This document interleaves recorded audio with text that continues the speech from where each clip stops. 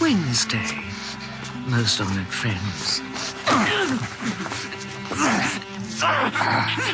Fire on my hand! You're standing on my hand! Benedetto Benedetti. Who wants to know? Is your name Benedetto Benedetti? Yes, yes! Now, Benedetto Benedetti, may I assume I have your full attention? The world turns on a Wednesday. Yes, monsieur, completely. A Wednesday in Marseille. And this is your lucky day. Who are you? I'm the person who's about to change your life. What? You are to present yourself at this address in Paris, exactly 1 week from today. Do you understand? Paris! Do you understand? Yes! Just please, take your foot off my hand. Another cup of tea, Monsieur Jacopo? And a Wednesday in Paris. Thank you. Now, what was it that you were asking? 1 week later. I believe you were a midwife, Madame Lassalle, in a house in Auteuil, number 28, Rue de la Fontaine. No, Monsieur, I was a housekeeper. Nothing more. But you did serve at that address 20 years ago, did you not? I did, yes. Then you will recall, I'm sure, the young couple who turned up there one night in some distress. The house was empty. There was a storm, wind and rain. Terrible business. No, I can't say that The young man was Gerard de Villefort, Crown Prosecutor of Paris. Please, Monsieur, I have sworn, solemnly sworn, never to speak Do sit down, Madame. And she was... Now, there's the thing. Who was she? There was a gardener at Auteuil. Bertuccio. His name was Bertuccio. He can tell you better than I. Find Bertuccio. Bertuccio did not deliver a baby that night. Now, please, Madame Lassalle, be good enough to open that bag. What are these? Diamonds. Diamonds? Worth just over 200,000 francs. A sum which would keep a poor widow such as yourself comfortable until the very end of her days, as well as securing a future for all 5 of her grandchildren. But if the Crown Prosecutor should suspect that I... He will never find you, Madame. Man I work for will provide you with a new home down south. Somewhere warm. Montpellier is very nice, I hear. Now, her name. Radishes, my friend. I grow radishes and lettuces. Them lettuces won a prize last year. Delicious. Absolutely delicious. Told you, didn't I? You must find this job of yours occasionally a little tedious. Tedious. I can wait days for a new message to be telegraphed, but you can't ever relax, not for an instant. Because you must keep your eye on the telegraph post yonder. Just as Jacques on the next hill keeps his eye on me.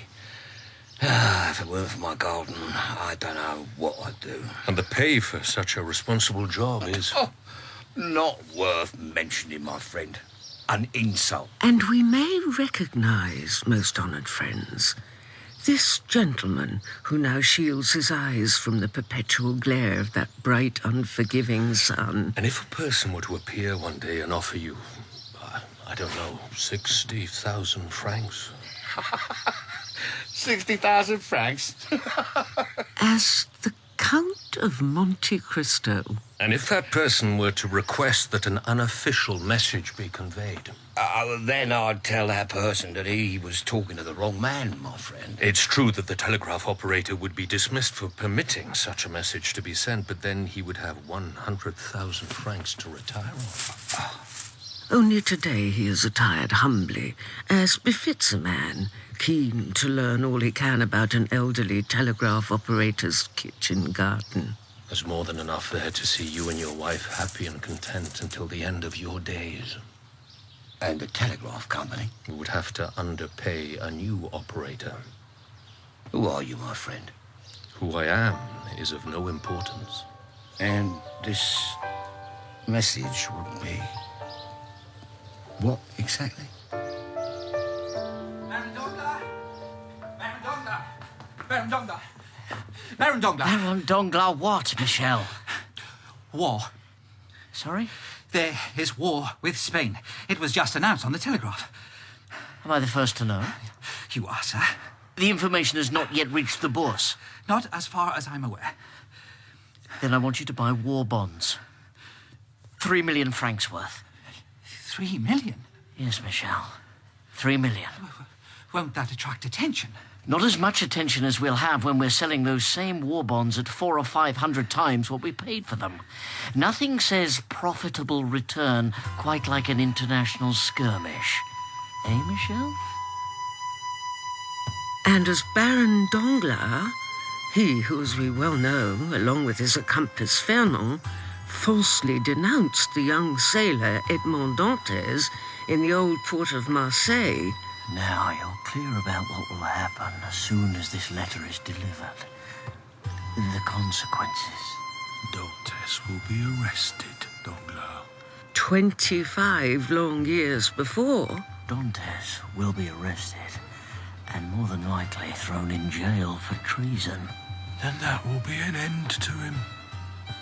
And nobody must ever know. Risks more than half his fortune on an apparent war with Spain. Valentine! Valentine! Two lovers meet clandestinely on either side of a shabby wall at the shadowed end of a garden off the Champs-Élysées. Here, Maximilian. That I could hold you in these arms for just 1 second, my love. Don't say that. Please, not today. What's happened? Valentine de Villefort is just as beautiful today as she was when we first met her. The worst has happened. I don't even know how to say this, Maximilian. Say what? Tomorrow I am to be formally engaged to France d'Epinay. So soon? My grandfather has disinherited me as a consequence. Disinherited you? God forgive me, but I even got down on my knees and prayed that Franz would get called upon to serve in this war with Spain. What war with Spain? Everyone in Paris is speaking of it. There is no war with Spain. I have just arrived from Marseille. Then we are lost, my love. You can imagine my unimaginable and fountainous surprise on hearing the news, my dear Count. But let us now, most honoured friends, consider a little more closely the perilously thin young man we last saw being chased down an alley in Marseille. I am very pleased to see you, Andrea. A man who is now draped inelegantly, draped across an antique chaise longue, smoking an almost equally thin black cigarette. To think that I, Benedetto Benedetti, a poor boy from the slums of Marseille, is actually related. Actually related by blood to the Cavalcantis of Padua. An impossible dream come true. From now on, you will not be known as Benedetto Benedetti. No, Count, no. I shall be known as Andrea. Andrea Cavalcanti. Your man made that very clear. I've had an apartment prepared, and you shall receive a generous weekly income as befits a young man of means and expectation. An income? Is that not acceptable? Well, I understood there was to be an inheritance of some description. As I am your legal guardian, you may rest assured that you will receive all that I have led you to expect and more, but you will receive it at my discretion. Now, if these are not terms that you can accept, then... I am at your disposal, sir. Excellent. Then tonight you can meet the parents of the girl I have arranged for you to marry. Sorry? Her father's a business associate of mine, Baron Donglar. Of the banking house? Tonight at my house in Auteuil, we will all dine together. I trust that this is acceptable. Oh, perfectly so. Perfectly so, my dear Count. Thank you. However, a word of warning, Andrea. And for a moment there is a chill in that faultlessly furnished apartment on the Champs-Élysées. Yes, Count? A chill which zigzags its way from the tips of Andrea Cavalcanti's toes to the curled ends of his recently coiffed hair. Never think to betray me. Of course not, no. Never, never. No. Jacopo will show you out. Thank you. Thank you. Signor Cavalcanti is leaving. This way, sir. Until tonight, dear Count. But now a summer storm hurls lightning across that grey, unsuspecting Parisian sky, sending its citizens scuttling. Must say that's a fine-looking coat you've got there. Into densely shadowed doorways. Thank you. What's the hurry, citizen? Please take your hand off my shoulder, sir. Have I changed so very much, Benedetto? I beg your pardon? Easy to forget, I know. The lock-up in Toulon, the one-armed guard relieving himself twice daily through the bars of our cell. Oh, no. Ah, at last. A light. I meant to come back for you. I did. And I believe you, Benedetto. I believe you. What do you want, Cadrus? Cadrus? Want? Yes, want. Why, we haven't met this gentleman before, have we not? I don't want anything from you but the pleasure of your company tomorrow afternoon. When he was the proprietor of a broken-down inn with a rusty sign. Tomorrow afternoon? On the dusty road outside Marseille. Shall we say around 3? Where he murdered his wife. Don't look so nervous, Benedetto. For a glittering diamond. A diamond he received in payment for telling an old priest by the name of Busoni the exact circumstances which led to the betrayal and denunciation... I don't do the thieving anymore, Cadrus. ...of one Edmond Dantès. I turned my back on all that. Gave it up. You're an honest man now. Exactly. The address is on this paper, Benedetto Benedetti. Now don't be late, or I might be compelled to let slip a nasty rumour to the owner of that smart-looking townhouse. The Count of Monte Cristo, is it? Ciao. Cadrus! Cadrus! And as the sky is clear and the sun dips westward, bathing the streets of Paris in a wash of blinding light... Whoa there! Whoa, whoa! A carriage pulls up. Is this the Count of Monte Cristo's carriage? Sent with his compliments, Monsieur de Villefort. You are Monsieur de Villefort, aren't you? I am. De Villefort. Recognized you from when you came to visit the Count the other week, didn't I, sir? And where are we going exactly? He who you will recall, most honoured friends, some 25 years before, falsely imprisoned the first mate of the Pharaon, one Edmond Dantès, solely because he had about his person a letter addressed to de Villefort's father, the notorious Bonapartist General Noirtier. Going, sir? Yes, man.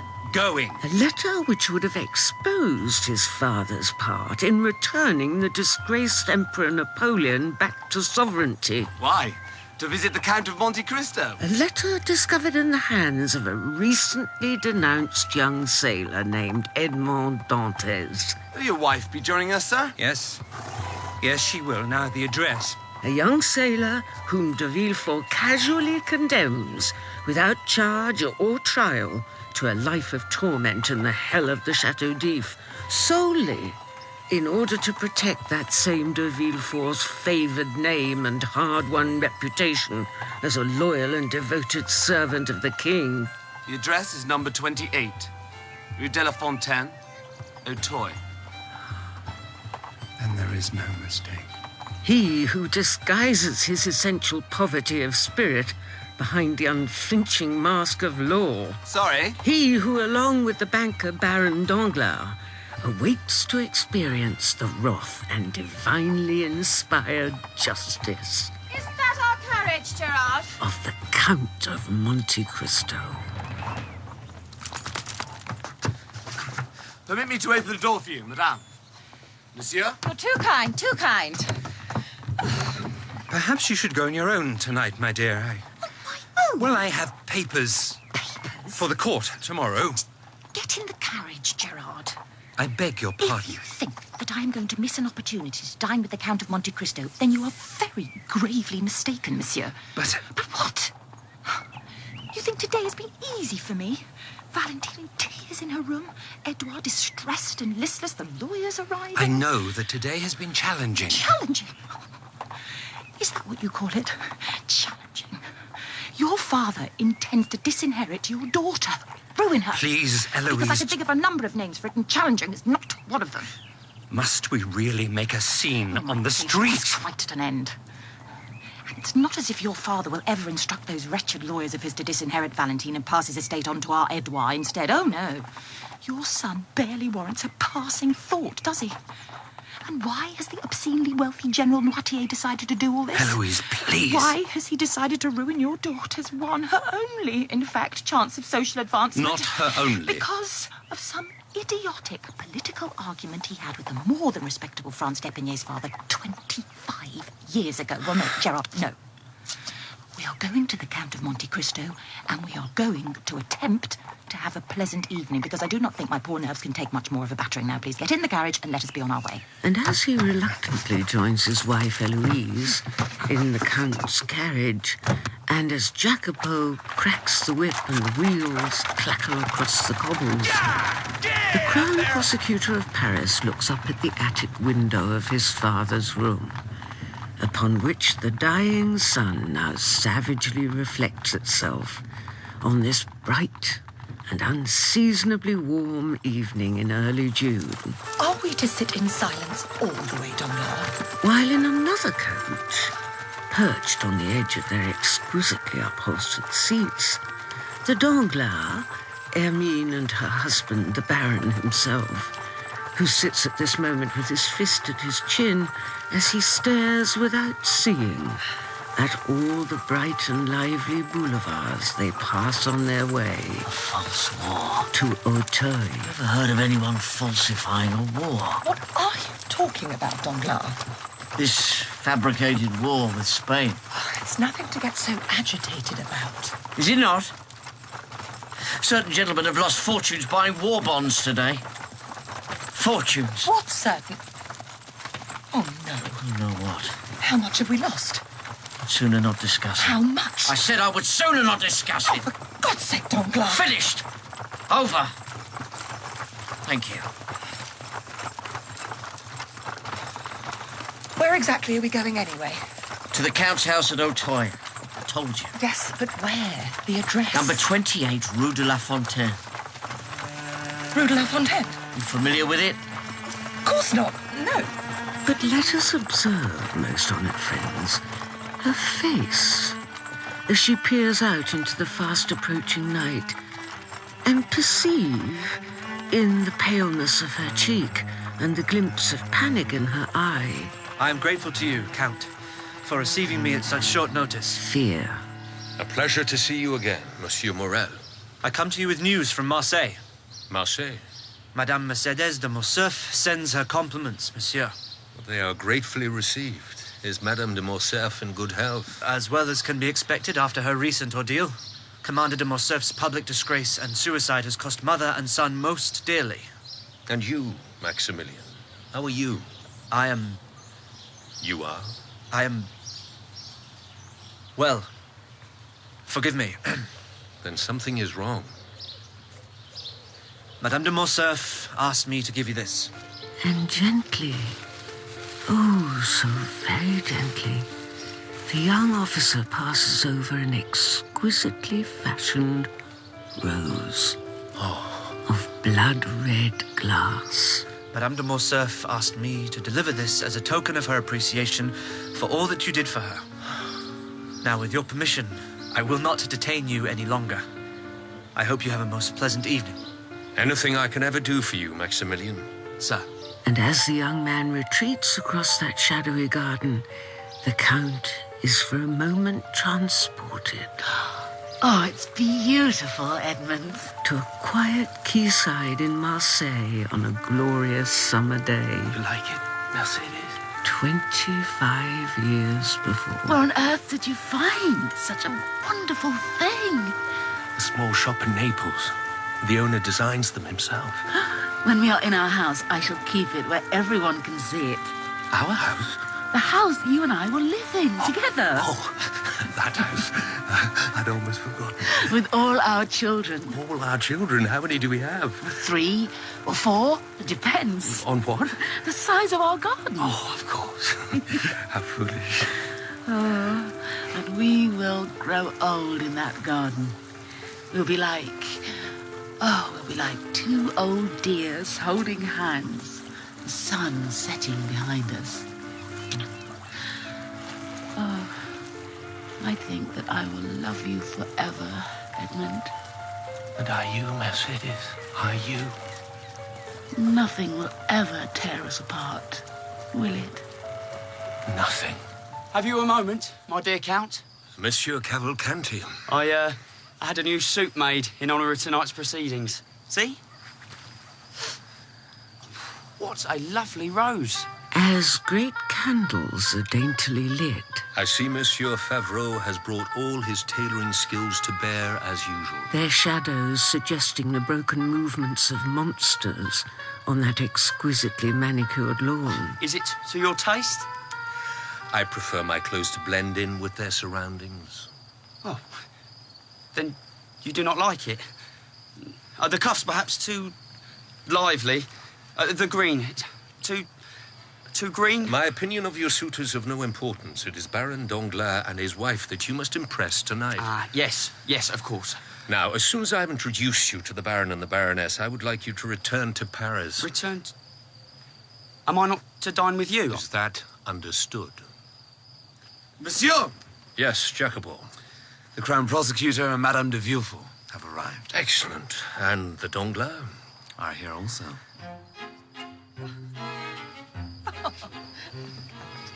I must say, Monsieur Cavalcanti, that is a very lively and stylish suit you're wearing.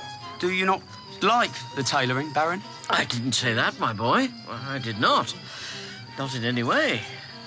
Oh, then may I salvage some reassurance from your recent utterance? You may. You may indeed, young man.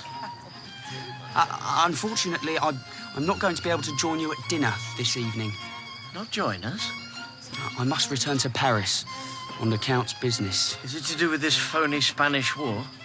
Phony? But I'm not sure that I take your meaning. I spoke in haste. Please, banish it from your mind, my dear boy.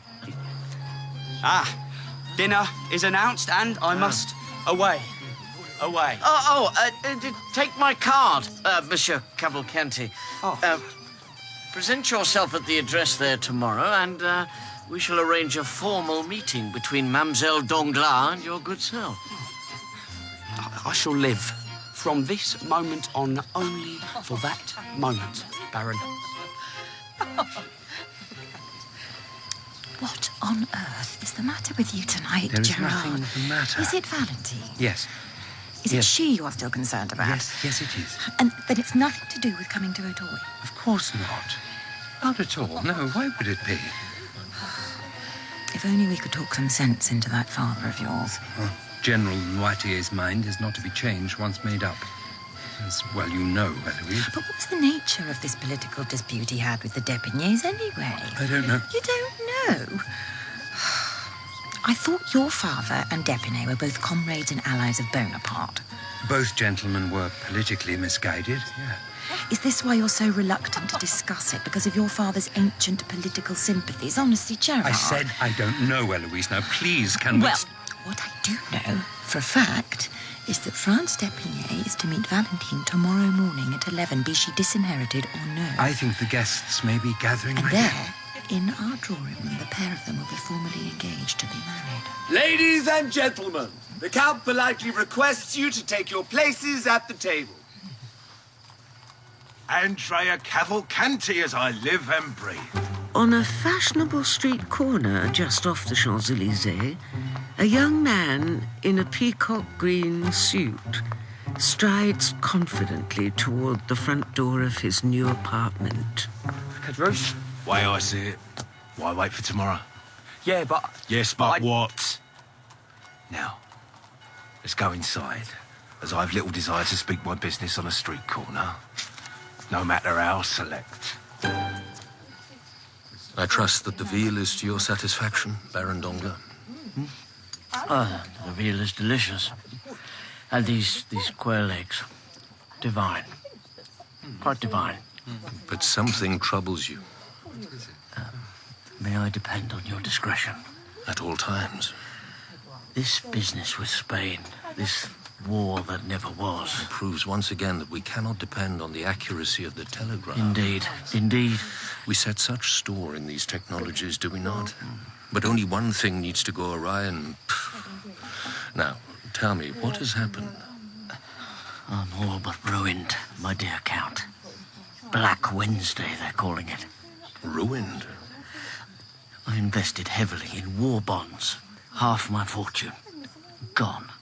Like that. Heavens.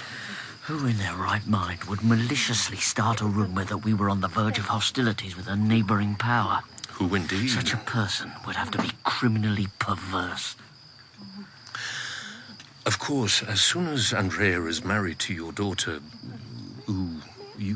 Eugenie, you shall receive double that sum as a mark of the trust and good faith that exists between our two families.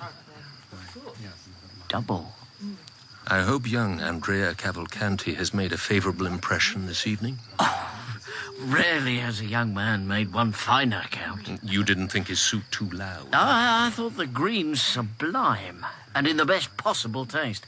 I'm even thinking of instructing my tailor to make one exactly the same for me. Then it might be said that you and young Andrea were as peas in a pod. Huh? What are you two gentlemen whispering about up there? Nothing of any import, Madame de Villefort. I trust that you are enjoying your meal. It's divine. It's just divine. Isn't it divine, Gerard? Yes, it's very tasty. And is everything to your satisfaction, Baroness Dongla? Sorry? The meal. Oh, it's lovely. Exquisite. Sorry. Sorry. And with the most surreptitious of glances across the table, de Villefort considers the still ravishing Hermine Danglars, who is at this very moment staring, and staring somewhat disconsolately into her saffron-infused bisque. Now, do tell, Count. Tell what, Madame de Villefort? That story you told me. The lovers in the garden. It was here that they met, wasn't it? In this very garden. You all right, Monsieur de Villefort? Yes, sorry, it's nothing. It's really nothing. Are you sure? Gerard. Fetch Monsieur de Villefort some water. Water. Excuse me. If it's money you want, Cadrus... Of course it's money I want. What else would I be here in? These very, very nice apartments, Andrea. Fair play to you. How much? Well, given your present circumstances, shall we say 1,000 a month? After all, I only want enough to wet me beak. 1,000 francs? To start with, yes. Although I do get awful thirsty. The Count of Monte Cristo will find out. Well, not if you don't tell him, he won't. And you won't tell him. Because we share the same thought, you and I. I see it in those peepers of yours, clear as the Virgin's lonely tears. Now, Andrea, you tell your Uncle Cadrus everything. He has money scattered everywhere. And diamonds. He has diamonds everywhere. What do you mean, everywhere? I mean, everywhere. He leaves them lying about like toffees. Then would you say we enter into a partnership of some kind? Only if we go halves. 50-50. Done. And Monte Cristo is dangerous. I am dangerous. Not like him, you're not. Well, then we must be extra, extra careful, mustn't we? Now fetch us over that pen and paper, Benedetto, because I'd like you to draw me a little picture. If you are quite sure that you do not want a little more water, Monsieur de Villefort. Thank you. No. Perhaps it's the heat. Yes. The heat, perhaps, yes, perhaps. It is a little close tonight, isn't it? Is it, Madame Danglars? One would have thought after the rain earlier that the air would be cooler, less... Oppressive. Precisely. Then you are not enjoying the evening. Oh, far from it, dear Count. The evening is is second to none. You do me too much honor, madame. Monsieur de Villefort and I are having a wonderful evening also, aren't we, Gerard? Yes, it's most diverting, Count. Now, what was it you were about to say earlier, Madame de Villefort? I was only mentioning in passing that rather grim story you told me. Ah, yes. Story? What story? Well, perhaps you would like to enlighten us, Madame de Villefort. Well, Count, thank you again for a very pleasant evening, but unfortunately I think my wife and I should be Oh, do sit heading away. down, Gerard. Now, if I might continue without further interruption. Please, madame. Oh, very well. There were two lovers. He, a young widower, she, a young heiress, and they would secretly meet here in this very garden. Here? Under those very elms. Imagine. Is that it? No, far from it. You see, the young heiress fell pregnant. Of course, neither party could afford the ensuing scandal, and so, well... Oh, Count, you had best continue. And now, as that tight summer dark enshrouds itself about the table, the Count begins. And so the story goes. On the night of the infant's birth, the panic-stricken father hurries into the garden with the newborn folded in a pale pink blanket. Ignoring, as if he does not recognize the glance of alarm and fathomless terror which now passes between Hermine Danglars and Crown Prosecutor Gérard de Villefort. Determined to rid himself of this child. No. Yes, Baron, yes. Glancing this way and that to see that he is unobserved, the man quickly takes a spade and starts to dig a hole. Stop, Count, please. It's too horrible. A hole which has to be dug deep enough to ensure that all trace of that unloved and unwanted baby is erased from this world forever. Must we continue with this disgusting story? I'd really... A hole in which he now buries that helpless innocent alive. Oh! What? Look, she's... Hermine, speak to Jacopo, send for a doctor immediately. Have the carriages prepared to take our guests home. But let us leave that torchlit garden in Auteuil and watch, now as once again that bright summer sun rises over the house I know that you do not wish to see me, Grandfather, but I will not allow you to cast me out. of de Villefort. Go. I will not go, for I am just as stubborn as you, and I will give you this. Mwah! As Valentine seeks solace in the company of her grandfather. Oh, this engagement to Franz d'Epinay is not of my doing. I don't know what you may have heard, but I have had no part in it. Him. Love. Of course not. Swear. I swear to you that I have not even met, let alone know that gentleman. You didn't imagine that I would fall in love with a d'Epinay, did you? Disinherit. What do I care if you have disinherited me, Grandfather? You'll never kill the love and affection I have for you. Never. So do your worst, stroke or no stroke. Valentine. Valentine. Oh, do not cry, Grandfather, please. Let us reacquaint ourselves with a man you will remember, most honoured friends, as the father of Gérard de Villefort. Girl. Lovely. Lovely. The redoubtable Bonapartist and timeless thorn in the side of his dutiful son's political ambitions. You are the only person in this house I can honestly open my heart to, Grandfather. General Jacques Noirtier. And you must know that my heart will always belong to another, no matter how many suitors my father and stepmother supply for me. Another? I have wanted to tell you about him for so long. He is an officer in the army. Love? I love him with all my heart, Grandfather. With all my heart. See? Now I am weeping also. Out. What? Out. Stairs. Down. But Franz d'Epinay will be arriving to formalise the engagement within the hour. Stairs. Down. Oh. Stairs. Down. You buried the child alive? Did anybody see you arrive at the office? Answer the question, Gerard, because last night was without question the worst of my life. What choice did I have? Oh, sweet Jesus, forgive us. Amin. You said you gave the baby away. You swore I didn't. to me. I didn't want to.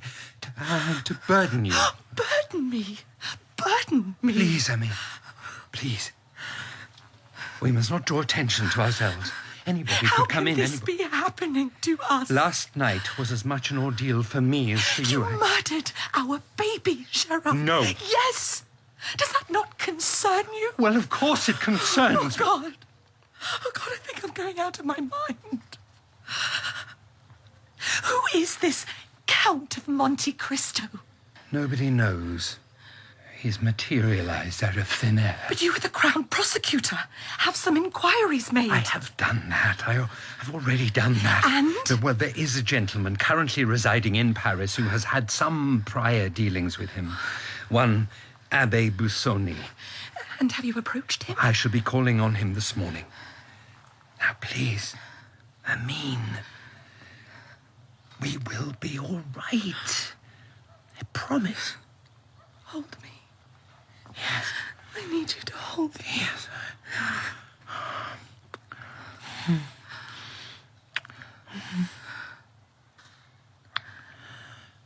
Our lives might have been different if we had only...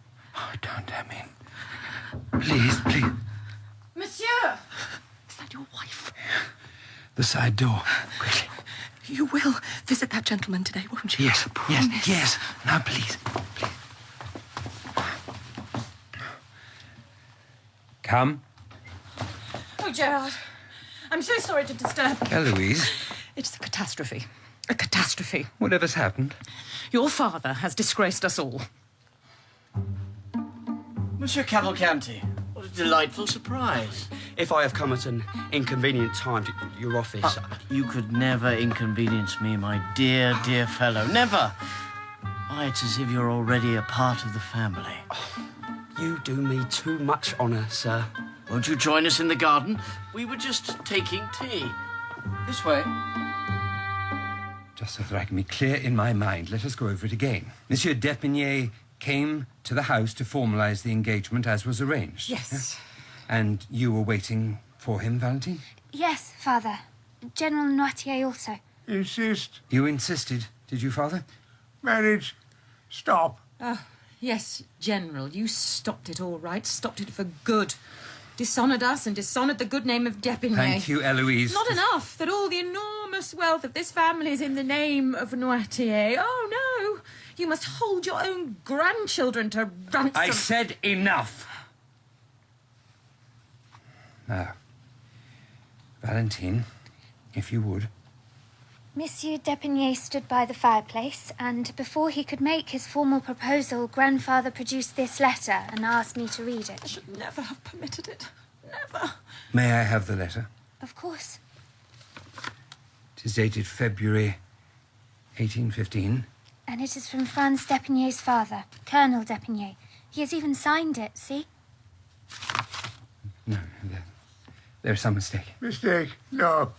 Traitor. Pigny. Colonel d'Epinay was a royalist double agent. Yes. Your old comrade smuggled this letter to you. Yes. And it goes on to detail how Colonel d'Epinay tortured Grandfather and caused his... And caused his stroke. Oh, no. No. And your father has kept that wretched letter locked away all these years, just waiting for the moment to spring it on us unawares. For shame, old man, for shame! You are not improving the situation, Eloise. But there is still more bad news contained within this letter. I think your father has heard enough for one day, Valentine. Which is?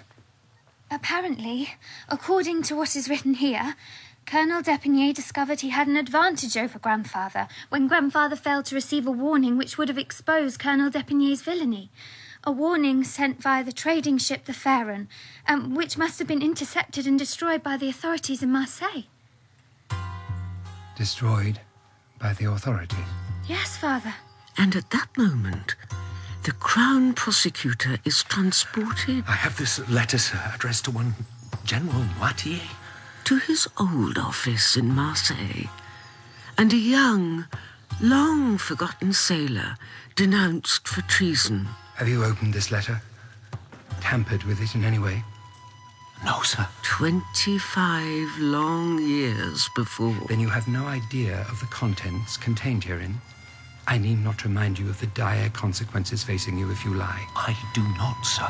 Would it surprise you to know that this letter proves that there is a very real plot to restore the traitor Napoleon as Emperor of France? As well as timely warnings to those closely associated with the intrigue. It would, sir. Completely. Now, here is what I'm going to do for you. First of all, I'm going to burn this letter. A letter you are going to forget you ever had in your possession. Is that clear? If Grandfather had only received that letter, then all his terrible suffering might have been avoided. And with a jolt, the Crown Prosecutor of Paris is once again confronted by the innocent, insistent gaze of his daughter. Whatever may be written here is no proof that any other letter was ever sent for or indeed ever existed. Valentine. Then why is it clearly referred to here? Well, all that we can know for sure is that the marriage between you and Franz d'Epinay cannot proceed under these circumstances. Which is why we are dishonoured, monsieur, quite dishonoured. And for de Villefort, it is as if 1,000 bees are suddenly... Now, I'm sorry, but there is some urgent business I must attend to immediately. Excuse me. Swarming. You're not leaving. We shall discuss this further this evening. Justice done. I'm sorry, Father, sincerely, for any suffering you may have endured at the hands of Colonel d'Epinay. It was and remains entirely unacceptable. Good day. Well, I hope you're pleased with yourself, old man. Because you have not only disinherited Valentine from her dowry, you have also just guaranteed that nobody in polite society will ever marry her. Inherit? It's a bit late to re-inherit her now. Edward. What did you say? Do you intend to rewrite your will? Inherit. Both. Both? If this is one of your tricks, General. Lawyer. Lawyer. I think Grandfather is serious. So what are you waiting for, girl? Go! Oh. And send the footman to fetch a lawyer. And hurry! I cannot tell you what a pleasure it is to make your acquaintance at last, Monsieur Cavalcanti. The pleasure is all mine, Baroness Danglars. All mine. And may I say, your garden is exquisite. Oh. Why, it almost surpasses the Count of Monte Cristo's at Auteuil. Yes. Well... that may be true, monsieur. That may very well be true, but I can assure you there is no rose in the Count's garden as precious as the one you see sitting in the arbour yonder. Oh. Can this vision be Mademoiselle Danglars herself? Eugenie? Yes, Mother? There's a young gentleman here your father and I would like to introduce you to. So, Monsieur Cavalcanti, what instrument do you play? Oh, music has not, to date, played the part in my life I had hoped, Mademoiselle Danglars. Or may I call you Eugenie? But has not the Count of Monte Cristo seen to your education? Oh, the Count and I were separated for many, many years. I was a lost babe in the wood, so to speak. And the tattoo on your wrist? Most unusual. A childish prank. Done to resemble a prison number. A prison number? The very idea. Well, Monsieur Cavalcanti, it has been a very enlightening afternoon. Must you leave so soon? My teacher, Mademoiselle d'Amélie, awaits me. Oh. A charming young lady, if I may say so. No, you may not say, monsieur. Forgive me, Mademoiselle Danglars, but are you and the young lady especially, how shall we say, close? What an impertinent question. You see, I have observed that look in only a few of my female acquaintances. And what look would that be? Oh, I think you know it very well. Is everything all right over there, Eugenie? Everything is lovely, Father. Excellent. I cannot imagine which class of boulder my father lifted to discover you, Monsieur Cavalcanti. But rest assured, I shall never agree to marry you.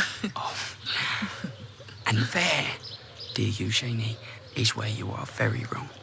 For I believe the Count and Baron Danglars have already, to coin a vulgar phrase, closed the deal. Abbé Busoni. But let us turn, most honoured friends, to Monsieur de Villefort and his somewhat impromptu visit to the house of Abbé Busoni, which just so happens to be located next door to his own. At your service, Monsieur de Villefort. Well, I shall come straight to the point, if I may. Please. The Count of Monte Cristo. A man struggling with his conscience. Why? What has he done? What has he not done? Not done? If only he would give more to the poor children of Paris. But he says he does what he can and can do no more. And of course you are quite correct, most honoured friends. We have met this Abbé Busoni before, and detected in his somewhat grizzled stare the unmistakable eyes of one... Then he is mean? Count of Monte Cristo. On the contrary, he is generosity itself, but generosity, according to him, must have its limits.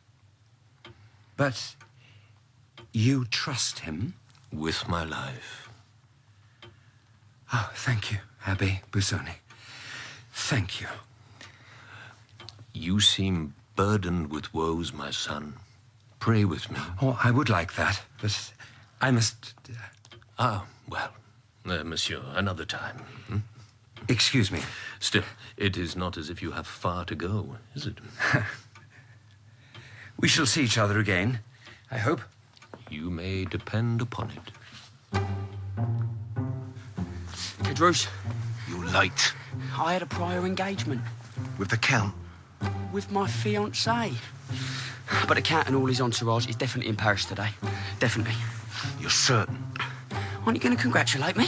Congratulations. Now, to the best of your knowledge, the old toy house is completely empty.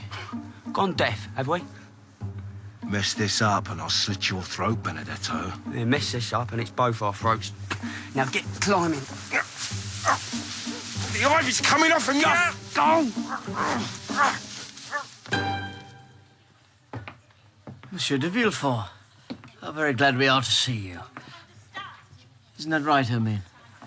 You are most welcome, sir. I trust that you have fully recovered from last night, madame.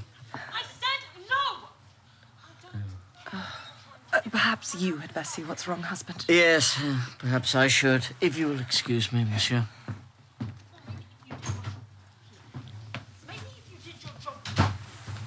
Well? I spoke to Abbé Busoni. And? Well, he has assured me that apart from some mild eccentricities, the Count of Monte Cristo is quite benign. Now, the best thing we can do is to forget all about last night. Behaving like a horrible prima donna, Eugenie. Get away from me. I see that I've come at a most inconvenient time. I shall never forgive you for what you did, Gerard. And now, in an apparently empty house in Auteuil, a window splinters, and an intruder clambers cautiously into a normally airy room, darkened now. Unfortunately, I have no diamonds for you tonight, my son. The shadow. Abbé Busoni. You're a little thinner, perhaps, Cadrus, but otherwise hardly changed in 10 years. This is not possible. I assume that you were intending to rob the Count of Monte Cristo. How could you have known? Well, was it Benedetto told you, was it?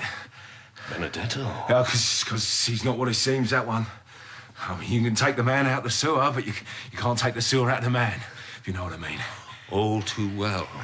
But why did you come to Paris if not to seek young Benedetto out? I never sought him out. I assume that you planned to extort him. How much?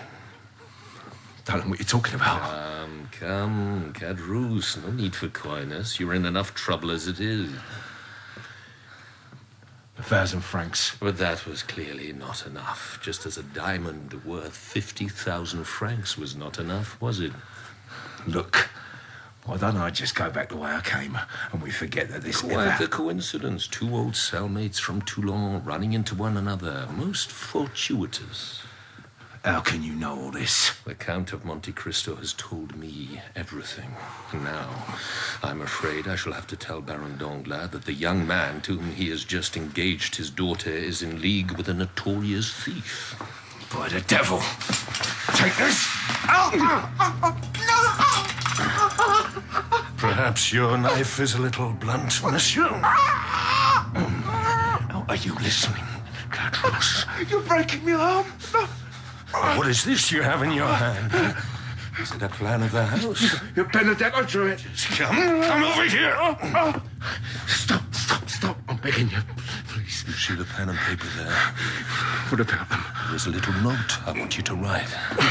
What kind of a note? After you've done that, you are indeed going to climb out of that window, leave Paris immediately, and swear to live the life of an honest man. If you do this, then you will receive a generous salary from the Count of Monte Cristo until the end of your days. Are we clear? We're clear. Good. Now write.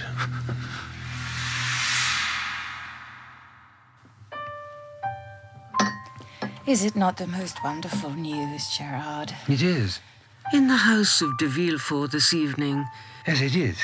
there is a sense of uneasy celebration. Your father is to leave his fortune to both Valentine and Edouard. We shall send the boy to thank him tomorrow. Well, perhaps it was for the best, after all, this business with the Depignays. Although, who will want poor Valentine now? Valentine is not responsible for any of this. But mud sticks. Not to the de Villeforts. To think that our own dear, sweet, wonderful boy will never have to worry about money again. Imagine. Heir to his grandfather's inestimable fortune. Along with Valentine. Of course. Well, it would seem then that we're all very lucky. Someone is cheered up. I think I shall retire. Eloise? I shall be with you shortly. I must just prepare some warm chocolate for Valentine. That's most considerate of you, my dear. But can't one of the servants... I know how much she likes it. But what do we perceive in her wide, happy smile, most honoured friends? Good night. What Good night. villainy? Good night.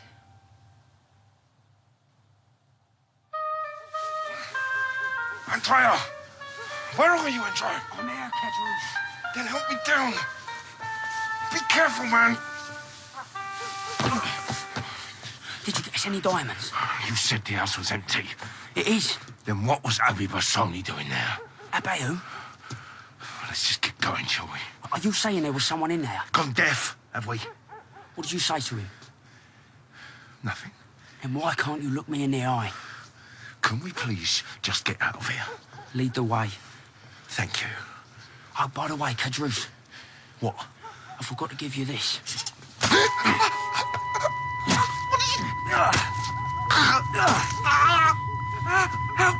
Help, mother! Stand back! Stand back! Cadrus. You're not Abbé Busoni. Who are you?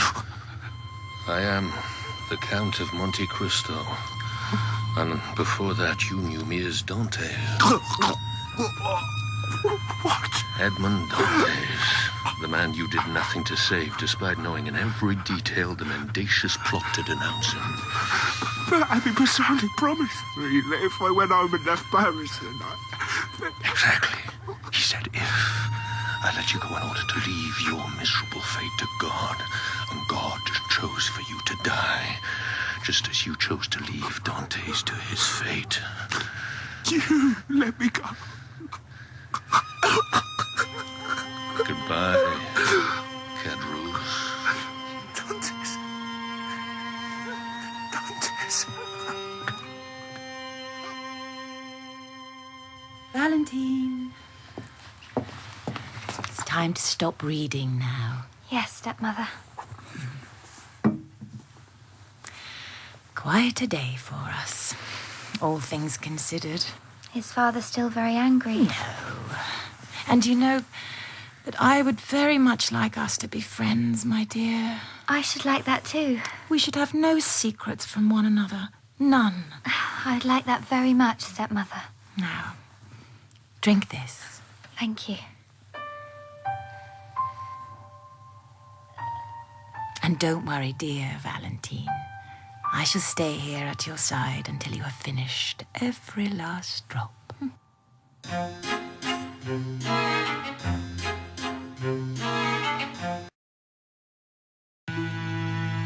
The cool winds of September. You have nearly achieved all you set out to accomplish, Dantès. Announce a long summer's end. Know that God smiles upon you, And with those winds, as do I. the culmination, most esteemed and honored friends, of the cataclysm.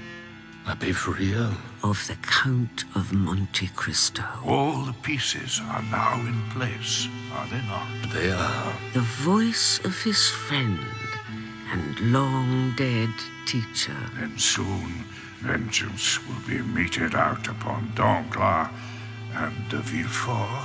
It will. But with vengeance comes responsibility, Dantès. Great responsibility. Valentine. Valentine. It's me, my love. Maximilian. While in a shadowed and somewhat overgrown corner of the de Villefort garden, Are you there?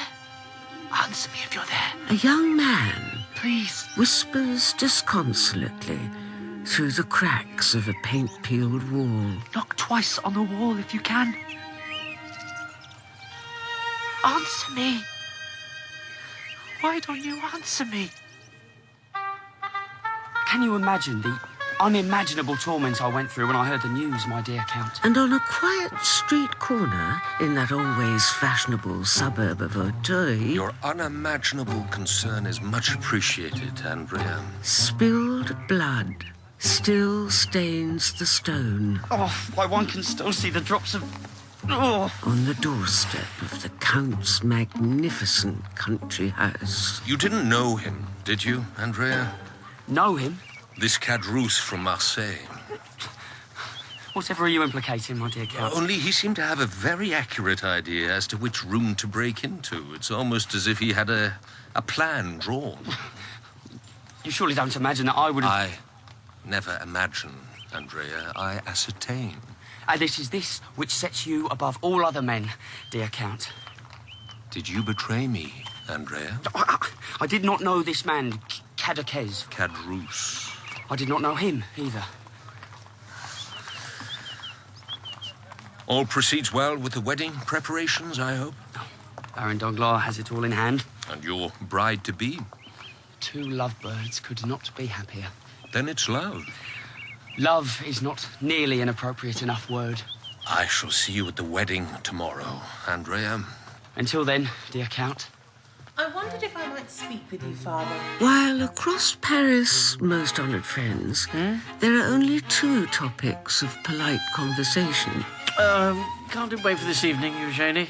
I'm actually very busy. With what? The first is the attempted robbery at the home of the now fabled Count of Monte Cristo. With what, she says.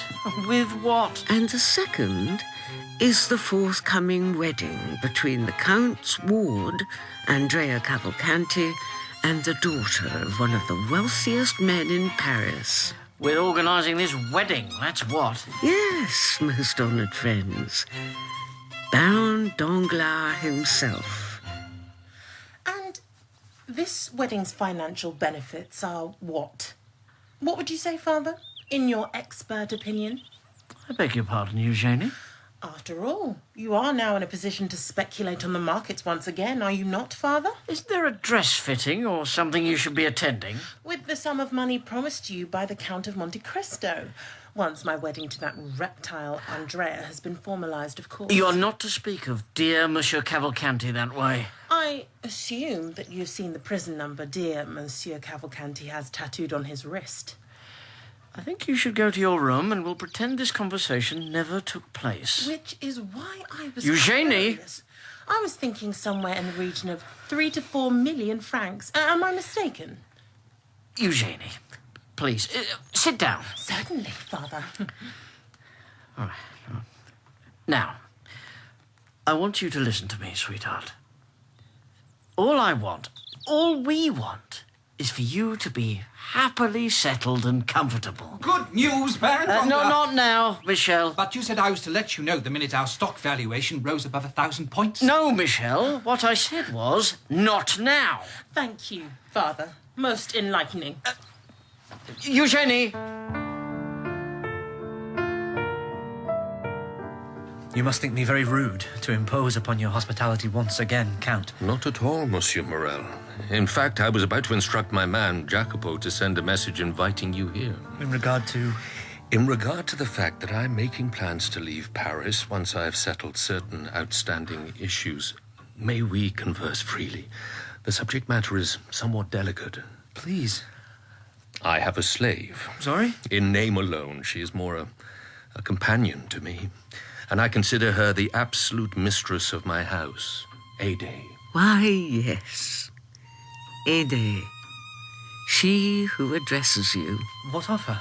She whose task it is to describe to you, most honoured friends, the revelation. Forgive me my bluntness, but I can think of no man more suitable to court her than you, my dear Monsieur Morel. Of the Count of Monte Cristo. Court her? Obviously, a dowry needs to be negotiated. You do me too much honour, Count, but I must most politely decline your invitation. I have distressed you, forgive me. No, sir, you have not. If I might also speak candidly. Please. I am already promised. May I ask to whom? To a young lady whose qualities are way beyond my limited powers of description, but a person who is... There is water at your side. The reason for my visit today. You see, my dear Count, I have not heard a word from Valentine in over 2 weeks. Oh. This is most out of character. Even if there were some alteration in her feelings, for the truth is, I fear that something terrible may have happened. Can you not approach her parents? Her father is the Crown Prosecutor of Paris. A pleasure to see you again, my dear Count. The pleasure is all mine, I do assure you, Monsieur de Villefort. Inquiries are still ongoing, of course, into Cadrus and any nefarious accomplices he may have had in tow. But one might surmise that it was indeed an accomplice who murdered him. Well, if so, then the accomplice has saved the state some considerable expense. 2 terms in Marseille, 1 in Toulon. This Cadrus is quite the villain. I'm confident that you and your department are doing all you can to find his murderer. Monsieur. And with that, the man who consigned poor Edmond Dantès to 14 years of unspeakable anguish in the infamous Chateau d'If, solely in order to secure his good name and reputation, nods his head respectfully. No, the reason for my visit today was to invite you and your dear wife to my house. As befits a renowned and much respected defender of public justice. Your house? Accompanied by your children, of course, Edouard, and your daughter, Valentine, is it? Yeah, that's most kind. Most kind. Unfortunately, though, my daughter is not in the best of health. Oh, I'm very sorry to hear that. Now, if there is nothing else, I would like your neighbour, Abbé Busoni. What about him? I have always found him to be a source of great spiritual comfort, should you require a shoulder upon which to lean. Why, I shall bear that in mind, Count. Thank you. Now, any progress we make will immediately be communicated to you. My thanks as always. Oh, there was just one more thing. Yes. My house at Auteuil was previously owned by your first wife's parents, was it not, the Saint-Marin? My late wife spent her childhood there. And they had a gardener, I believe, fellow by the name of Bertuccio. Did they? You didn't know him? No. Only there are some papers I found at the house which make some reference to payments due to him. You wouldn't know anything about that, would you? I have no recollection of the individual you refer to. Now, if there's nothing else... Well, good day to you, monsieur. Good day. But let us look a little closer and observe the tiniest tremor pulsing suddenly in the Crown Prosecutor's never very ruddy... Be sure to drink it all up, Valentine. ...cheek. Thank you, stepmother, but I think I've had enough. This elixir can only help you regain your strength. Then why do I still feel so sick? You must not distress yourself, my dear. The medicine will take a little while to work, won't it, Edouard? If you say so, Mamma. I hope you came and said hello to your sister today, young man. Did you like the picture I drew, Valentine? Oh, I loved it, Edouard. Thank you. It's a train, and when you're better... we'll go on one together, won't we? You can depend upon it. You're not going to die, are you? Oh. Honestly, Edouard, the very idea. You're to go to the nursery this instant. I shall see you tomorrow, sweetheart. Bye, Valentine. Bye-bye. You must try and get some rest, child. And there is great news. There is? Your grandfather has finalised the alterations to his will. You and Edouard are to inherit all the wealth of the Noirtier family. Imagine. Imagine. Last night, I dreamt my mother called to me from beyond. Dear God. And I was too terrified to answer. Oh, come here, child. But what do we see twitching there on the never very full or particularly generous lips of Madame Eloise de Villefort? But will you not be late for the wedding feast? A smile, perhaps? Oh, you're much more important than some silly wedding at the Danglars.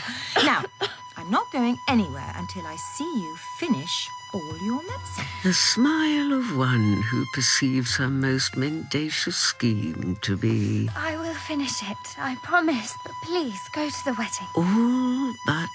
As long as you see that you do. accomplished. You will send my regards to Eugenie.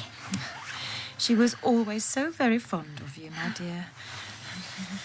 And who knows? Perhaps I shall discover you a prospective husband this evening. Now, rest. Remember, every last drop.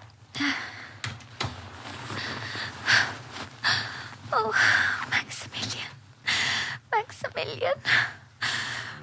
He sends his fondest greetings to you, mademoiselle. Who are you? I am the Count of Monte Cristo. And you must listen to me, Valentine. Listen to me very, very carefully. My compliments, dear Baron. My compliments to you, dear boy. Is the Count not with you? He's on his way, I believe. The wedding of the year, they're calling it. Imagine all of Parisian society here, in my house. Amazing. For Andrea Cavalcanti, thief and murderer, plucked from the back streets of Marseille by a mysterious man representing the person he has come to think of as his guardian angel. Why, yes, most honoured friends, the Count of Monte Cristo himself. And my angel? Eugenie is with her maids of honour. For Andrea... Well, I'm sure she will enjoy that. These last few months have passed as if in a wonderful, wonderful dream. There you are, Baron. Oh, good evening, Monsieur Cavalcanti. Baroness, may I say that you are looking ravishing this evening. Ravishing. I see you have, as ever, spared no expense. Oh, you are too kind, madame. Too kind. Now, I must steal my husband away for just one moment, if you don't mind. What? I shall await with trepidation your most imminent return. What is it? Keep smiling, Danglars, and look only at me as I tell you this. Your daughter has disappeared. I beg. She and that piano teacher of hers. Millie? Yes, Millie. What's she got to do with anything? Oh, do wake up, Danglars. And your stepmother brings you this elixir every night. She says it will improve my health. It is poison. Poison? But why would my stepmother wish to harm me? Can you not think of a reason? No, There has been no change of circumstance. none that I... My grandfather altered his will, Altered it how? dividing his fortune between me and my half-brother, Edouard. Then there it is. Count? I need you to trust me, Valentine. Do you think you can do that? I still don't understand how you managed to get into my bedroom. How I got in here is of no importance. What is important is that Maximilian Morel loves you and wants only to be with you forever. Is he well? Did you see him? No man has greater love for you than he. Maximilian is more than all the world to me, Count. I have devised a means by which you and Maximilian may be married. But first you must trust me. Do you trust me?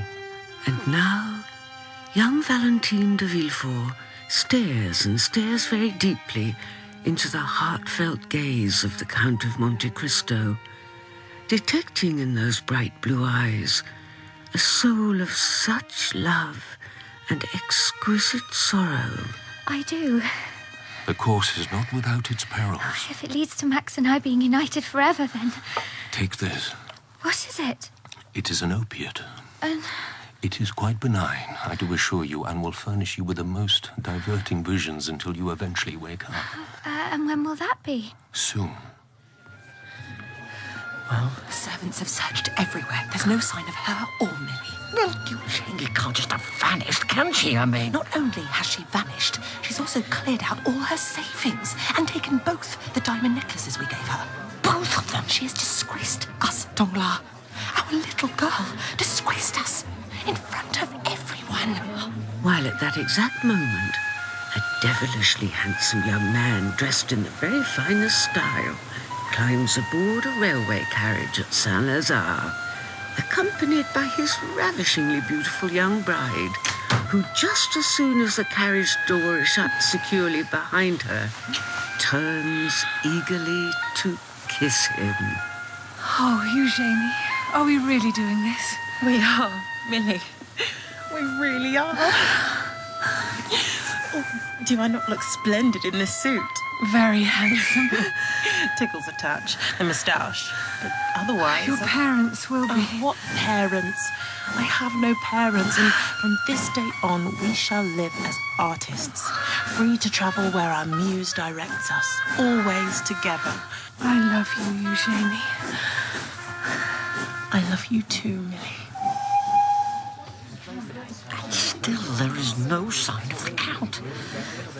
Perhaps something has happened. Without a bride, there can be no wedding, Danglars, Count or no Count. Is everything all right, Baron? Everything's under control, Andrea. Quite under control. Madame and Monsieur, the Count of Monte Cristo. About bloody time, too. Well, don't just stand there, husband. Go and greet him. My dear Count. Baron Danglars. Is something wrong? I'm afraid so, yes. Is it Eugenie? Eugenie? She has disappeared, you see. That may be for the best. I don't understand. Officers! What is the meaning of this? These officers are here to arrest a felon. With guns? If need be. At a wedding? There will be no wedding today. No What? And immediately the Count opens a small valise and drops a blood-stained waistcoat onto that polished ballroom floor. This is the waistcoat of the murdered thief Caderousse. And this is a note he had secreted in a pocket. A note? Written in his own hand. As you can see, Baron Danglars, it is addressed to you. To me? Read. Baron, Sir, the man you know as Andrea Cavalcanti and your daughter's intended husband is a convict. And thief. There must be some mistake. Well, I have been as deceived by him as all of you. Read on. He escaped with me from the prison at Toulon. He was known in Marseille as Benedetto Benedetti. But he doesn't know his real name as he never knew his parents. He is a villain. Cadrus. Have you something to say, Andrea Cavalcanti? You bloody set me up, didn't you, Monte Cristo? Officer, seize that man! This is a setup! A bloody setup! Cavalcanti, a murderer? How can this be happening? Well, it would seem as if your discovery of that incriminating note was most timely, Count. Some wine? Nothing, thank you. Indeed, Monsieur de Villefort. And now the villain Benedetto Benedetti can be tried for the murder of Cadrus, and justice, French justice, can be seen to be done at last. Santé. God's justice, too. I assume I shall see you at the trial. You may depend upon it. Come. Sir. What is it, Leon? You're required at home urgently, sir. Your daughter...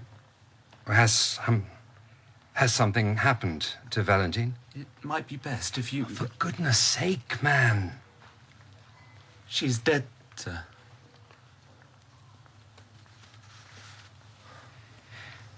If you will be so good as to excuse me, Count.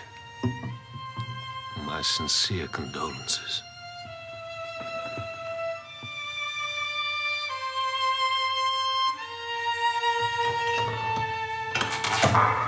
The thief and murderer we know as Andrea Cavalcanti That you, Benedetto Benedetti? sits on a scrap of dirty hay in a dungeon below the courthouse. Who wants to know? Our time together is short, so listen. You again. But have we not met this man before, most honoured friends? You get away from me, you hear? Have we not seen him chase this same Benedetto down a dirty alleyway in Marseille? Stop play acting and get your sorry ass back where I can see you. Who are you to give me orders? I'm here on behalf of your guardian angel. Taking it by guardian angel, you mean my good friend and benefactor, the Count of Monte Cristo. The man I have to thank for dumping me in this shitty cell. If I'm guardian angel, he take... Do I have your full attention? What do you want? To change your life. This is a trick. This is another of his tricks. You listening? Yes. Yes, I'm listening. Good. Then I'll begin. Forgive me, Abbé Busoni, for coming here at this late hour. My door is always open to you, Monsieur de Villefort. Why, yes, most honoured friends.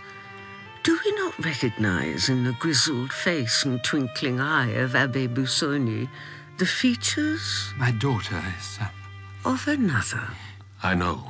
Your servant told me, and I am desolated by your loss. Valentine, my daughter, has been ill for some time. Ill with what? Well, nobody could say. But the symptoms came upon her very suddenly. Then you were not prepared for her decline. It's as if she was struck down. In my limited experience, a young person is very rarely struck down inexplicably.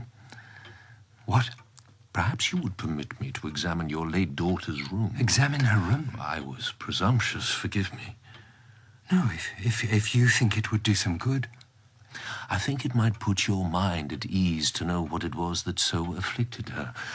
If you would please follow me. Where are you going, Father? Through this wall, apparently. A secret door. Shall we? I'm sorry. Monsieur... Jacopo. Monsieur Jacopo, I'm not sure I quite understand you. Perhaps I didn't say it plainly enough.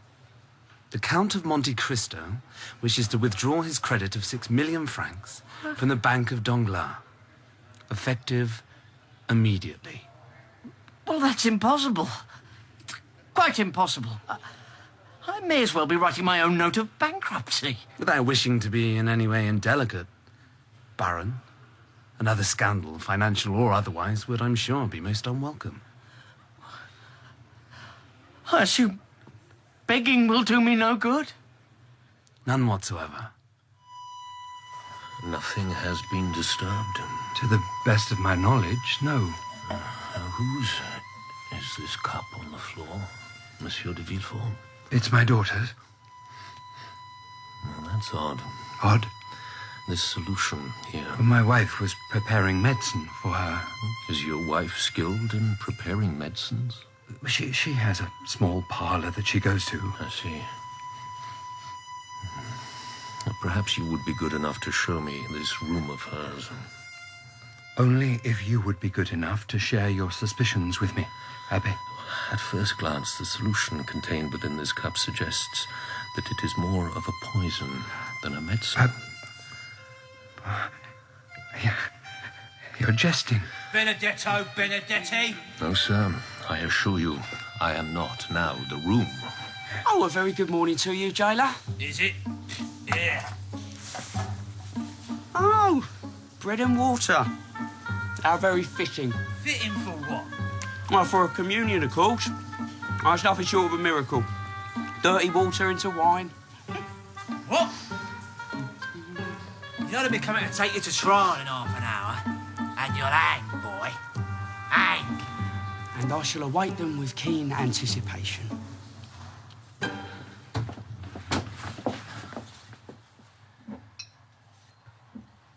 Good morning, Eloise. Gerard! What on earth are you doing, sitting in the dark? Quite the laboratory you have in here. Sorry? Did you truly believe that you could systematically poison my daughter and that I would not find out? Have you taken leave of your senses? This cup. Yes? This is Valentine's cup, is it not? I don't think I want to continue this conversation. You will stay exactly where you are. Now, I have had this cup's contents examined by one skilled in chemistry. Might I inquire as to who this gentleman may be? You may not, no. Now you can continue to uphold this ridiculous charade, or you can save us both a lot of time and trouble and tell me the truth. Because, one way or another, I will have... Oh, Gerard, please. I assume it was all about Edouard inheriting my father's money, was it not? Edouard is our boy, Gerard, our wonderful boy. Armed men wait outside and guard the gates. Armed? And they will ensure that you remain here under house arrest. I want to see a lawyer. I demand a lawyer. Tonight, as soon as I return from the courts, I will have you clapped in irons and tried for Valentine's murder. You may have your lawyer then. No, don't do this, Gerard. My only regret is that the law forbids me trying you myself. But rest assured, Eloise, you will be executed before even half the autumn leaves have fallen from the trees. No, this is all a terrible, terrible mistake. Until this evening, Madame. Gerard! Count. Gerard! Baroness Danglars, a pleasure, as always. All of Paris, it seems, struggles to gain admittance to what the daily newspapers describe as the trial of the decade. I assume you have not seen my husband? I? No. You seem distressed, Madame. As you might be, Count, if you awoke, as I did this morning, to find yourself husbandless, daughterless, and penniless. The trial of the villain Benedetto Benedetti, known in all the fashionable salons across the capital as one Andrea Cavalcanti. Penniless? Danglars has ransacked my personal accounts, stolen all my jewellery, even taken my wedding ring. And now he leaves me to face the dishonour of his bankruptcy and this trial alone. There are even death threats. You have my sympathies, madame, but I still do not understand how such Because your dear friend Baron Danglars is a spineless, greedy little criminal with the conscience of a reservoir rat. Ah. Ah? Ah? Is that your last word on the matter? I do not know what else you would have me say. I would have you reach out to me. Order! Order! And now, Andrea Cavalcanti is led into the dock. Perhaps we should continue this conversation after the trial. His face a radiant sun of smiles as he waves to all his former friends, who are eagerly gathered to witness what surely has to be the final act of his disgrace and ruin. Will the prisoner please identify himself? Oh, the prisoner would be only too pleased to do so, if the prisoner had the first idea as to who he actually was. Excuse me. In fact, I was hoping you might be able to give me some pointers in that regard, Monsieur de Villefort. Young man, if you do not wish to be held in contempt of this court, I would advise you to attend to these murder proceedings with the seriousness they deserve. Ooh la la. Get him. I beg your pardon. Oh, you will do, that's for sure. Now, in order that we finally sort out this name business once and for all, I call one Monsieur Bertuccio to the stand.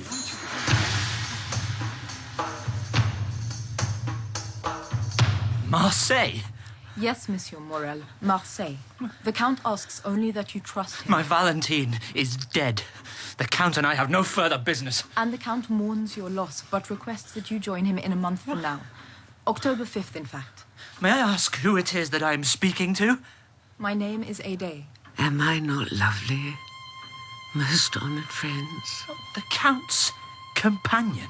His most devoted friend and servant. He said you were his slave. It is important that you do as the Count politely requests. He suggested you rendezvous with him outside your father's old office. The Count was confident you would remember exactly where that was. And the purpose of this rendezvous? Please state your name for the court, please. Must wait until then. My name is Bertuccio.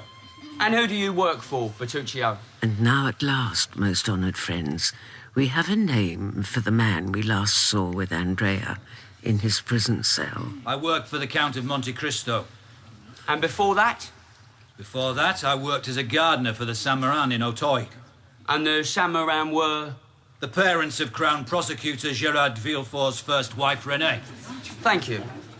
Now, may I take you back 20 years to the night of August the 3rd, 1820? What has any of this to do with the charges the defendant currently faces? Begging the court's indulgence, I only ask for patience, and all will become clear. Well, I sincerely hope so, for your sake, young man. Then, may I proceed? You may, but be advised, I insist that you respect the formalities of this court. Now, proceed. But what do we see in the eyes of Gerard de Villefort? Monsieur Bertuccio. As he looks upon the gardener, Bertuccio. What can you tell me about that night? A man he hoped never to see again. I can remember that a baby was born that night. Why, yes, most honoured friends. A baby that his father tried to bury beneath a tree. Fear. Oh, my God. Baroness? That man there, Count. That Bertuccio. He says he works for you. That is correct. In what capacity? As my servant. But what has he to do with Andrea? What indeed? And now the Count's eyes shine. With what? With victory. As Bertuccio... And what did you do for that baby, Bertuccio? Tells everything. I dug him up and saved him. Sent him to live with my sister, Danielle. And the father of the child? When he saw what I had done, he gave me money to give to my sister for its upkeep. And was there a condition? There was. That I never divulge the baby's true identity to anyone. And is the father of that unfortunate infant present in this court today? He is, sir. I'll point him out, please. But this farce has gone on for long enough. It is Monsieur de Villefort himself. It is Monsieur de Villefort that attempted to bury a baby alive, sir. The court is adjourned. I said the court is adjourned! But the mob pays no attention to him who was once the most feared of all Crown prosecutors, as he numbly raises his gavel up and down, like a now stringless... And is that unfortunate child present in this courtroom today? Worthless. Did you not hear me? Marionette. The bastard child is here, sir, as is his mother. Be good enough to identify the mother. She sits beside the Count of Monte Cristo. Hermine Danglars. No! No! No! Clear the court. Now, be good enough to identify that bastard son.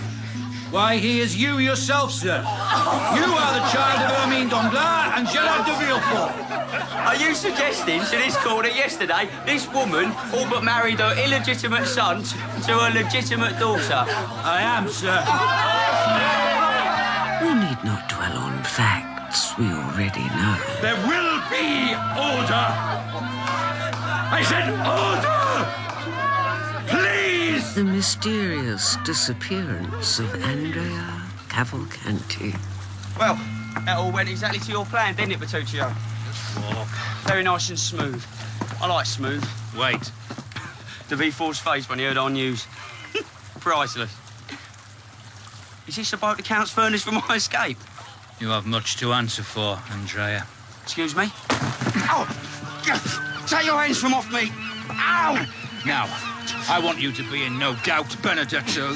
This is not revenge for that scumbag Cadruce. This is for sending my sister to an early grave. She, who never gave you anything but a mother's love. My poor Danielle. What are you doing? Untie my hands, please. No. No, I'll beg. Nor need we dwell upon the scandal now heaped upon the disgraced house of Danglars. But where, you ask, is the Count? Why, he is now a shadow among shadows, in that always somewhat gloomy house on the Champs-Élysées. Who's that there? Witnessing at first hand Abbé Busoni. the cataclysm he has engineered. Does one only ever find you in the presence of death? I came to say a prayer for Valentine. Well, then pray for me, too. Pray for us all. Pray for? Where are the servants? Gone. Fled. You were alone? Apparently so. I heard about today's events. The court. If there's anything you want... Do you like chocolates, Abbé? Edouard. Like chocolates? Shall I see if I can find you one? Thank you, but that is not the reason for my... Ah, you're here to say prayers for my daughter, yeah? And to tell you that your debt to me is now paid in full. My debt to you? To Edmond Dantès. To... A falsely denounced sailor you consigned to 14 years of hell in the Chateau d'If. What on earth are you doing? Showing you who I am. Count. What is... Explain yourself, sir. My name is Edmond Dantès. Edmond? The man whose life you destroyed with no more thought than you'd give to swatting dead a fly. Dantès. Dantès, what? The sailor with the letter. The letter addressed to your father, the Bonapartist General Noirtier. The letter which, had it reached its destination, would have finished your career forever. The letter you burned as you burned me with your false reassurances. But that was 25 years ago. Yesterday. And you have waited all this time to... I have waited to destroy you as you destroyed me, utterly and completely. Then you have accomplished all you set out to do, Dantès. And more. So much more. More? Come into my son's nursery, please. What? Surely you don't hesitate. Well, has something... The door, sir.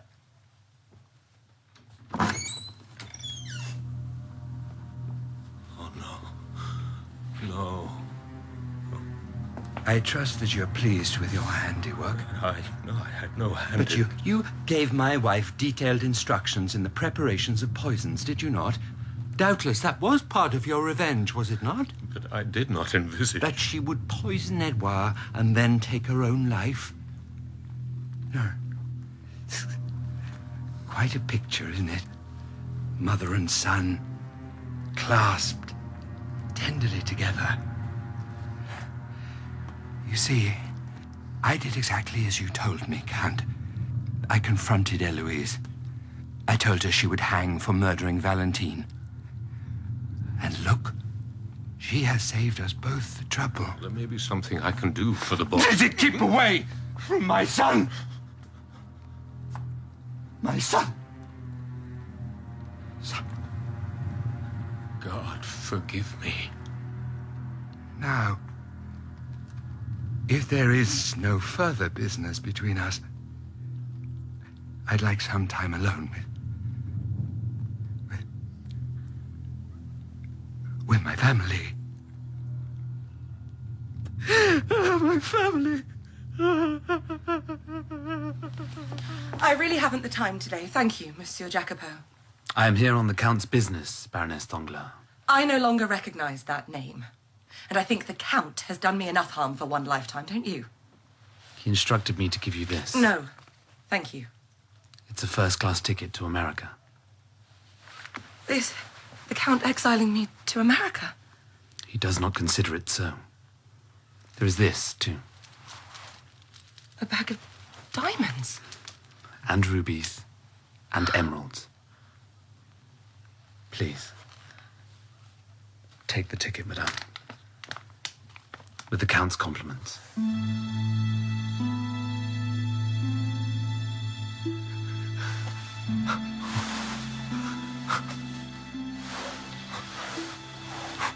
Come over here, Edouard. Yes, Mama?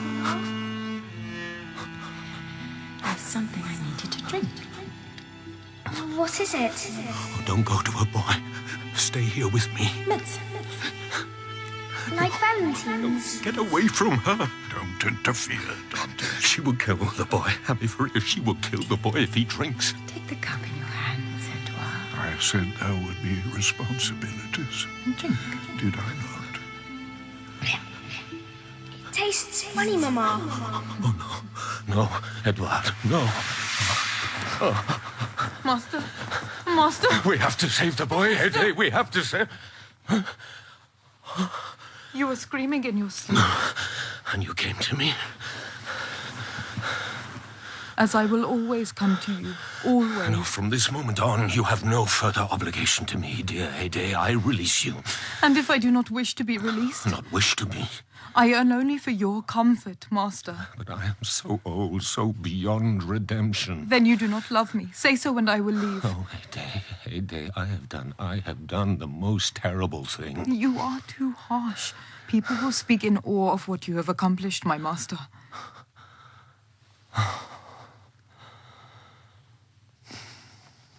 What news of de Villefort? He is insane. I want him well looked after. The finest doctors Have already been found. Then only Danglars remains. And remember what we said about clothes last time? You first, Signor Franco. Danglars has been observed.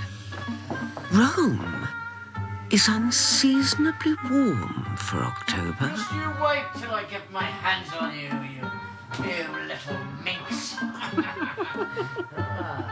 Now then, Sylvia, look what Daddy's brought, huh? Oh. Good evening, Signor Franco. Count. I had forgotten the many distractions a disgraced banker in disguise can find in Rome. Thank you, Sylvia. A job well done. Count? You know her? Please send Jacopo and Petruccio up as you leave. Immediately. Jacopo and... Take a seat. At least let me put some clothes on. I said, sit.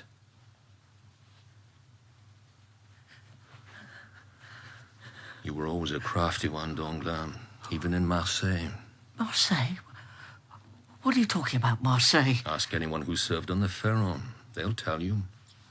You were on the Pharaon? I never understood what it was old Monsieur Morel saw in you. Can't have been the honest face, can it, Danglars? Who are you? Why, I am the man who has destroyed you, as you destroyed me. You're the Count of Monte Cristo. You cannot be destroyed. But before that, I was just a man. Barely a boy, in fact. A boy you betrayed. A boy What are you talking about? I'm talking about the first mate of the Pharaon. Dantès? Edmond Dantès? At your service. It was Fernand. Fernand who denounced you, not me. I liked you. I always did. Liked me enough to have me arrested and thrown into the bowels of the Chateau d'If just so that you could take my position as captain. No. You're all wrong. 14 years, Danglars. 14 years without warmth or food or daylight. 14 years of degradation and heartbreak. And for what? Dear God, man, have mercy. Have mercy. Come. What? You sent for his count. Permit me to introduce my longtime associates and friends, Monsieur Bertuccio and Jacopo, who, of course, you know. Not much of a man without his breeches, is he, Maltese? What do you want? Why, that which is most precious to you, your money. I have no money. You left Paris with over 1 million francs in cash and jewels. Now, where is it? Please, do not make me ask you again. Buried. Buried where? Don't do this, please. Did you not hear my friend's question? Buried where? Just let me get some clothes on and we can go You shall go as you are.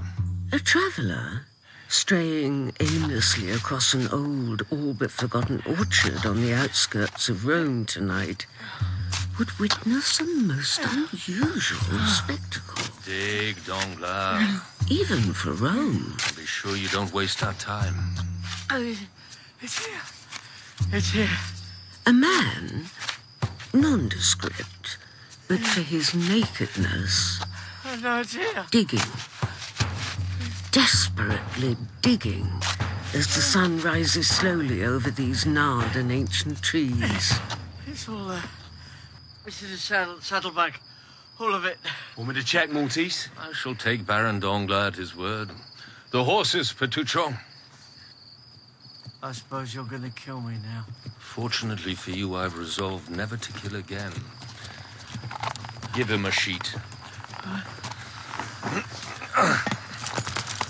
We shall not meet again. And as the Count and his companions ride away into the sunrise, the man we know as Baron Danglars sinks to his knees and crawls toward an all but forgotten well, where he pauses before he drinks, wondering as to what it is that is different about the face he sees rippling there.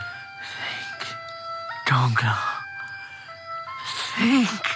And then, with the first fingers of dawn, he realizes My hair. that his once dense head of black hair has turned completely white overnight.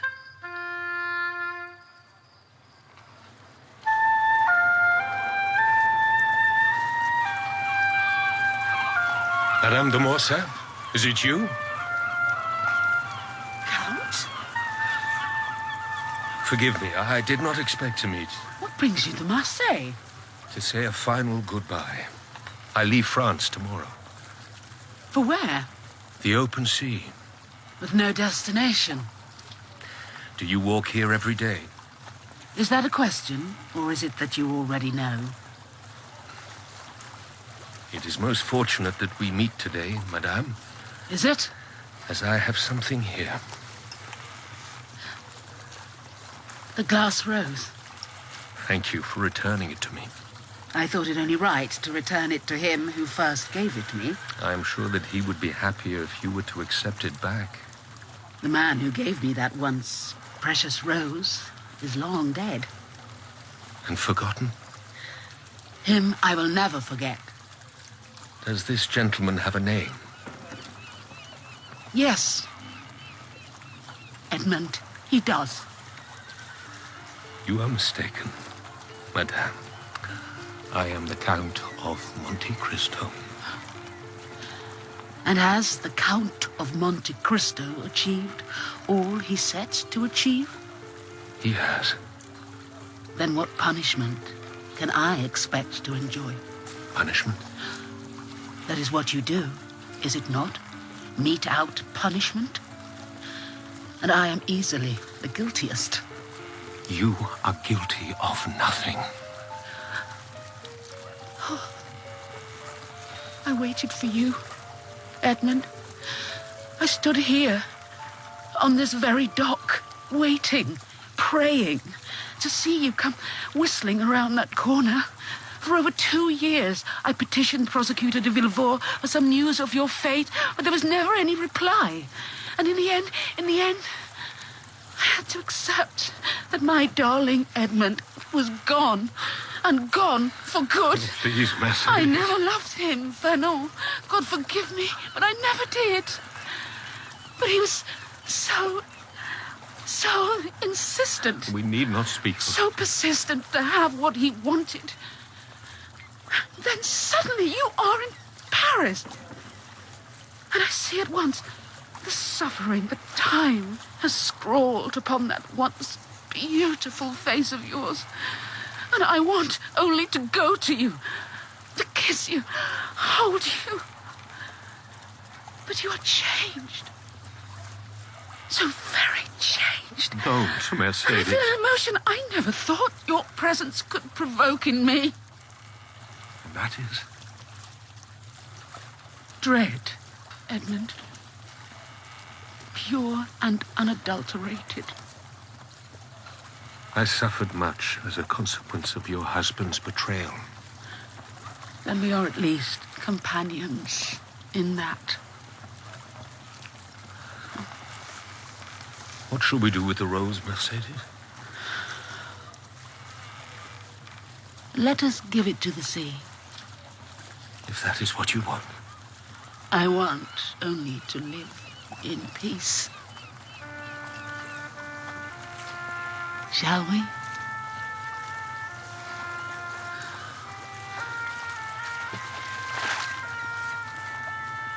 Where will you go now? There is a convent in the mountains. The sisters have kindly offered to accept me. Oh, be glad. I have found some tranquility there. Then you have been blessed. Go well, Edmond. My one, my only love. Pray for me. And now the Count sits at that quayside.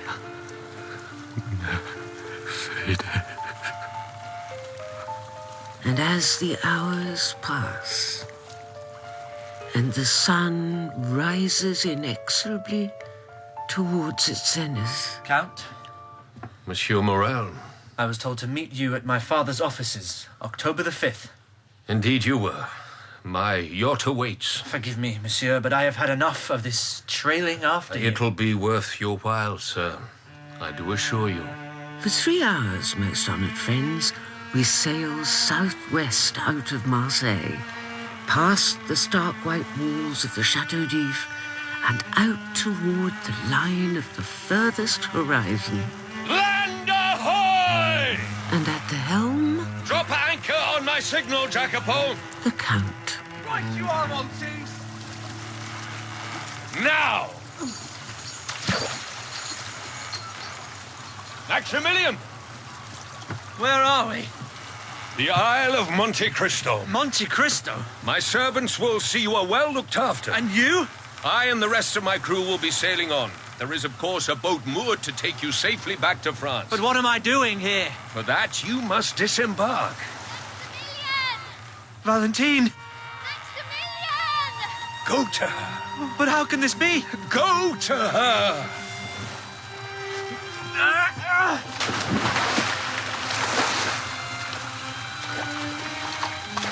Valentine! Valentine! Oh, my love! My love!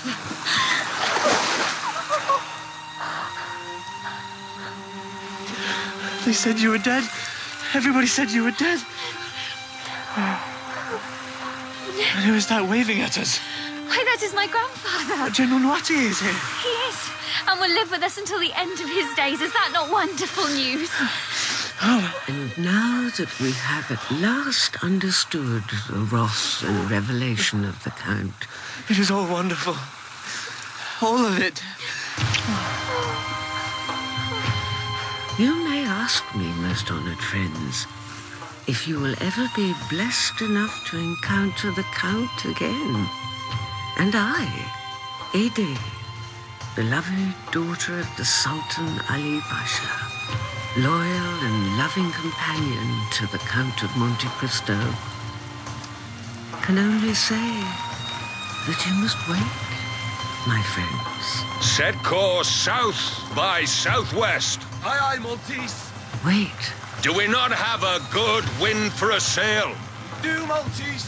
We do. And hope.